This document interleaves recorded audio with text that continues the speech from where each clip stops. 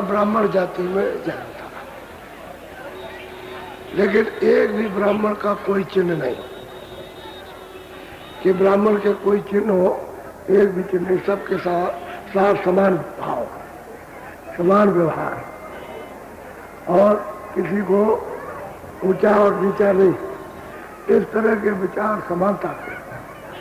क्योंकि वो तो सब जीवात्माओं को देखते, शरीर को और तुम्हारी उपाधि जो बनावट है उसका तो उसको देखते, वो तो जीवों को देखते हैं, उन्हीं से प्यार करते हैं। उन्हीं से उन्होंने यह अमोलक वस्तु यानी चंद लोगों को, कुछ ही लोगों को दी थी।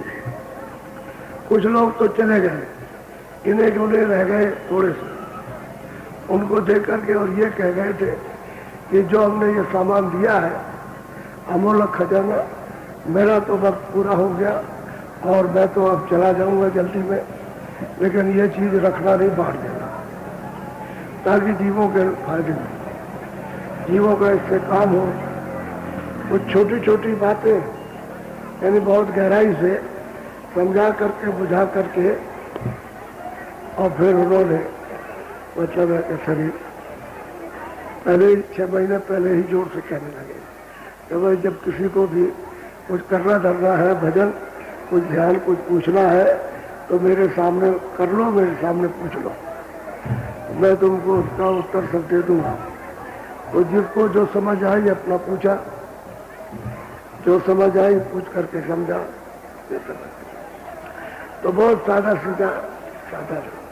ये जरूर कह गए थे कि जब कभी भी कहीं भी हिंदुस्तान में कोई भी कुटी बनाना, तुम्हारे पास कोई कुटी नहीं है, लेकिन जब इस वस्तु के बांटने का जब प्रचार करोगे तो कहीं न कहीं जगह आपको उसके लिए बतानी पड़ेगी कि मैं यहाँ से बैठ करके प्रचार करूँगा, ये वस्तु को गुरु महाराज की दूंगा।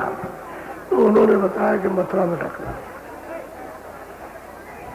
और जमुना के इस पार, उस पार मत रखना होगा, वो बता के गए थे।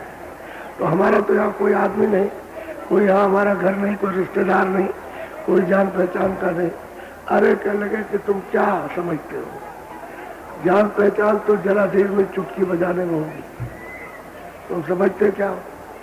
तो मतलब ये है कि हमने कहा महाराज कुछ नहीं है, क्या करेंगे, नंगे हैं। अरे तुम क्यों जो कहे उसको करो, समझ गए? वो मालिक तो पीछे पीछे पीछे पीछे पीछे पीछे भक्त बनो, उसको करो।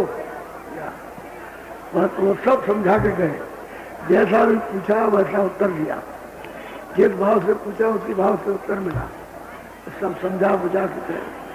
तो आज ये उन्हीं की कृपा है, दया है कि उन्होंने यह अमूलक वस्तु जो दया करके ये कहा कि चाहे लोगों को दे देना, उससे लोगों का भला हो जाएगा। तो आप लोगों को भी सबको चाहिए कि अमूलक वस्तु की कदर करो, जिससे कि आप अपने हृदय स्थल पर इसको मतलब ये रख सकें। ऐसा अपने मन को, अपनी बुद्धि को, अपने चित्त को, अपनी इंद्रियों को, क्योंकि ऐसा उपदेश सुनने को आपको मिलेगा नहीं, बनाने की कोशिश करो ताकि स्थान शुद्ध, साफ, निर्मल और पवित्र हो जाए।